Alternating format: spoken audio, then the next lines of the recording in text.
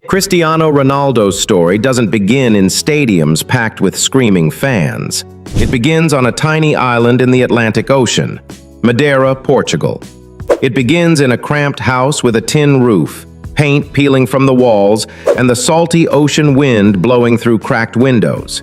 It begins with a young boy named Cristiano, who didn't have much to call his own, except for a wild, unstoppable dream. Long before the world chanted his name, Cristiano was just another kid running barefoot through the narrow, steep streets of Funchal. His family didn't have money for new clothes, let alone football boots. When it rained, the roof leaked. When there wasn't enough food, his mother would find a way to make a pot of soup stretch for 4 children.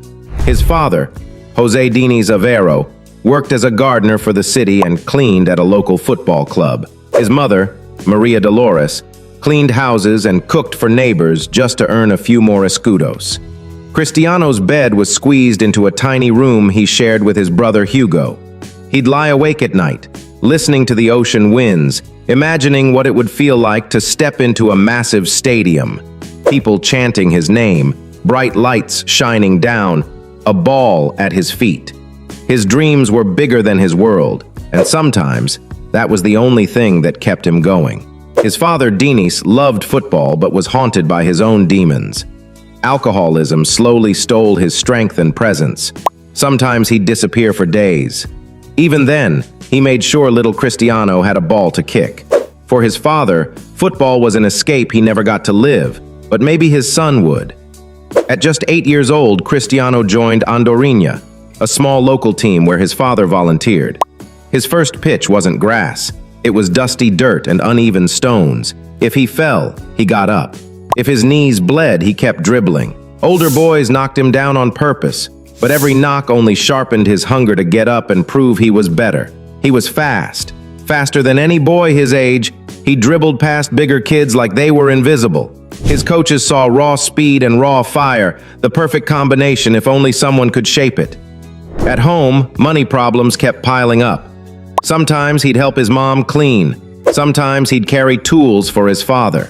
But whenever he could, he was out on those streets, juggling the ball, kicking it against walls for hours, perfecting his touch.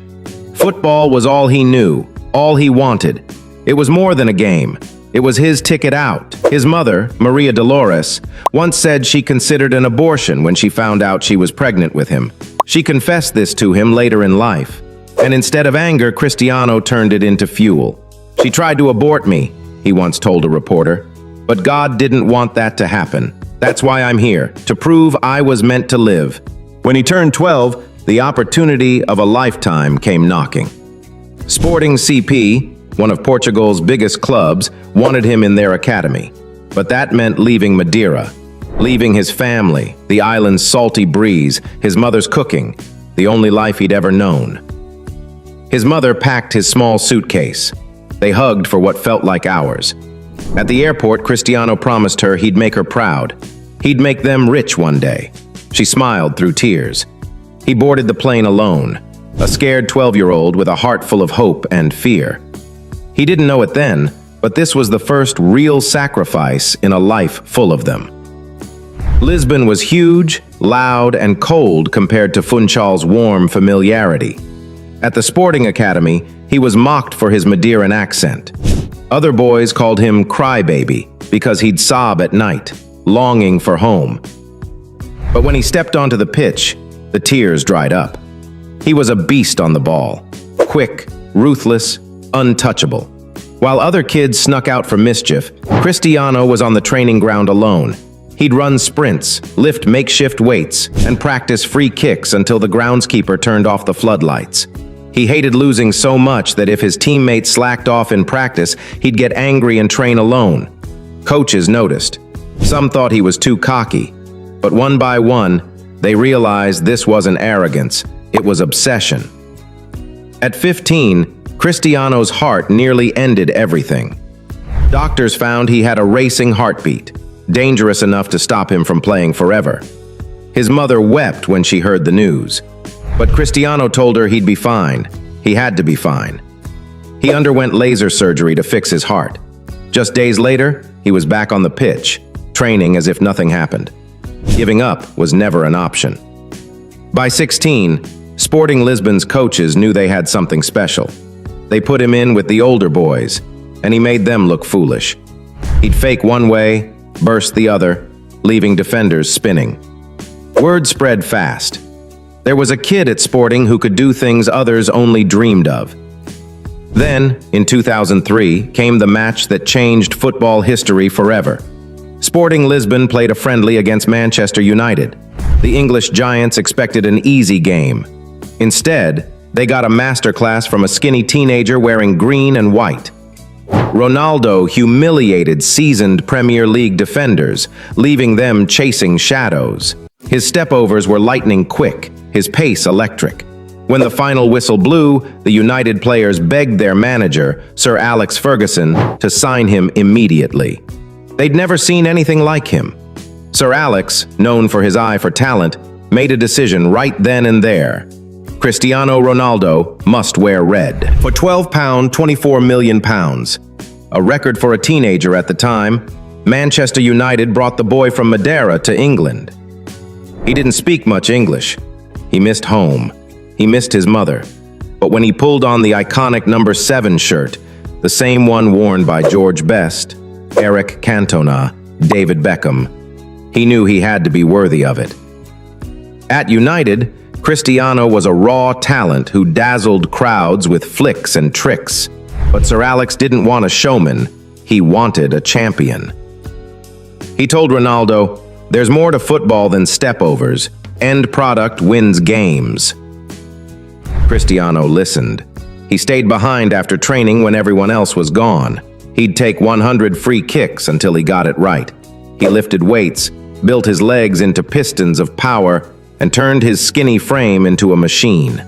Teammates mocked his vanity, his endless mirror checks, but when they saw him blow past them on the pitch, they realized it wasn't vanity, it was standards. In 2006, he faced one of his biggest tests. At the World Cup, England faced Portugal. During the game, Wayne Rooney, Cristiano's United teammate, got sent off after an incident with Ronaldo nearby. The English press turned on him viciously. They called him a cheat, a traitor. He received death threats. He thought about leaving England altogether, but Sir Alex backed him. Cristiano responded the only way he knew how, by becoming unstoppable. In 2008, he won his first Ballon d'Or. He fired United to a Champions League title, scoring 42 goals in all competitions. The boy who once played barefoot on Madeira's streets was now the best player in the world. In 2009, Real Madrid made him the most expensive footballer on earth, paying £80 million for the privilege. In Madrid, Cristiano transformed into a goal-scoring phenomenon. 451 goals in 438 matches. He broke records for fun. He won 4 Champions Leagues with Madrid.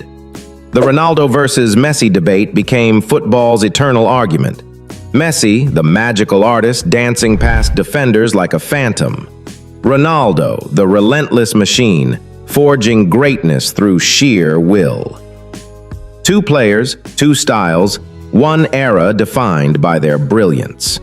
Off the pitch, Cristiano built an empire. The CR7 brand, hotels, gyms, clothing lines, perfumes, yet he never forgets where he came from. He's donated millions to children's hospitals. He paid for a 9-year-old fan's cancer treatment. He auctioned one of his Ballon d'Or trophies to fund children's education. He's fiercely protective of his family. He adores his mother. He calls her his rock. His children are his pride. Even now, playing in Saudi Arabia, many say he's finished. Yet every game he scores, assists, leads. Because for Cristiano, there's always another record to break, another mountain to climb. Cristiano Ronaldo isn't perfect. He's human. He's made mistakes. But if you want a blueprint for what it looks like to drag yourself from nothing to everything, look no further than the boy who turned tears into trophies and dreams into reality. If you're watching this now, maybe you have your own version of Madeira's dusty streets. Maybe you're fighting through your own lonely nights. Maybe you feel like no one believes in you. If that's you, take this story with you. Let it remind you that your struggle can be your superpower. Cristiano Ronaldo's life is proof that the only limits are the ones you accept. When they say you can't train harder, when they mock you, use it. When you fall, get up again and again. Because sometimes the only thing separating the kid with nothing from the man with everything is the courage to believe it's possible.